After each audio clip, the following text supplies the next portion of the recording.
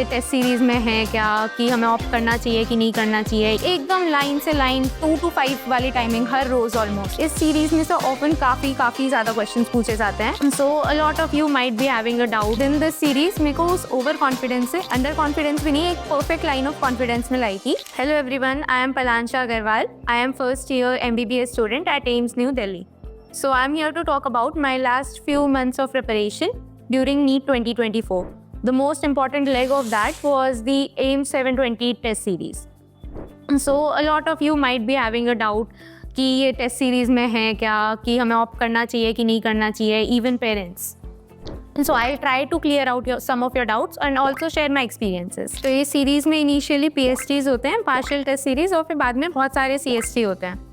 तो होता क्या है, स्टार्टिंग में PST में पार्शियल सिलेबस होता है। तो मेरा एक्सपीरियंस ये था, PSTs के टाइम पे मेरे मार्क्स बहुत ज़्यादा कम हो गए थे उसमें, तो मेरा कॉन्फिडेंस लो हो गया था। ओवरऑल ईयर मेरे अच्छे मार्क्स आते रहे, तो मेरे को लगा कि हाँ ठीक है, हो जाएगा। एंड देन दिस सीरीज़ मेरे को उस ओवर कॉन्फिडेंस से अंडर कॉन्फिडेंस भी नहीं, एक परफेक्ट लाइन ऑफ कॉन्फिडेंस में लाई थी।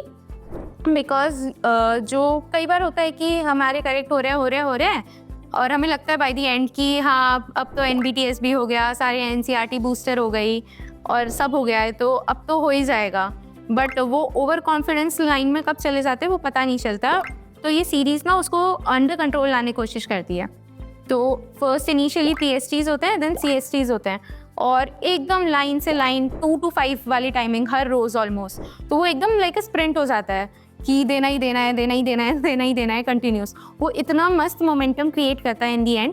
एंड इस सीरीज़ में से ऑफन काफ़ी ज़्यादा क्वेश्चंस पूछे जाते हैं, ये मैंने रियलाइज़ किया। इस टाइम पे एक चीज़ जो हेल्प करती है इन सीरीज़ में, जब एरर एनालिसिस बना लो।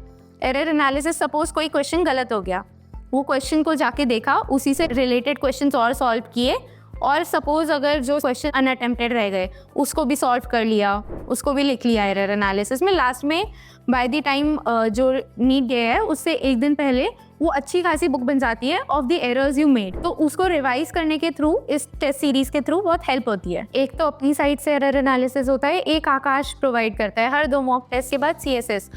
तो मतलब वो जितने भी कॉमन वाली मिस्टेक्स हैं, जो बहुत ज़्यादा मिस्टेक्स हो रही हैं, उसी से रिलेटेड और 4-5 क्वेश्चंस मिल जाते हैं। तो किसी भी साइड से ना एरर का स्कोप नहीं रहता है, और अगर उसके बाद भी हो रही हैं एरर्स तो NCERT maps, know your NCERT से वो भी फुलफिल हो जाता है। वो CSS भी बहुत हेल्पफुल होती है, क्योंकि उसमें मतलब हर एक क्वेश्चन डिटेल में उसी से रिलेटेड और उसी कॉन्सेप्ट से रिलेटेड 3-4 चीज़ें आ जाती हैं। और ऑफन वो जो गलतियाँ होती है उसके बाद डिस्कशन के थ्रू टीचर्स के साथ बैठ के रेक्टिफाई की जा सकती हैं। इस पॉइंट पे मिस्टेक से डरो मत, मिस्टेक करो, उन्हें रेक्टिफाई करो और आगे बढ़ो। I would like to in the end say कि all the best for your NEET 25।